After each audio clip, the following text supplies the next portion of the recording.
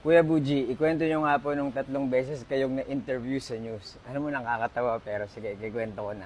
Story time. Yung unang beses, sa TV Patrol. Sumikat ako noon, hindi dahil madaming natutunan sa akin yung mga tao. In-interview ako noon para ipakita kung paano gumagana yung Facebook video chat. Pero, nag-viral ako kasi. Pansin ng tao, yung description na nilagay sa ilalim ng pangalan ko.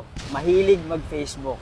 Sabi nila, pwede ka na pala ma-interview sa TV kahit mahilig ka mag-Facebook lang. Yung pangalawang beses na interview ako sa TV, hindi ako makapaniwala noon eh. Kasi parang sino ba naman yung magiging saksi sa balita? Nagbabike ako noon pa uwi sa may Espanya, tapos nakakita ako ng banggaan. Nabangga ng motor yung isang truck. Tapos ako yung witness.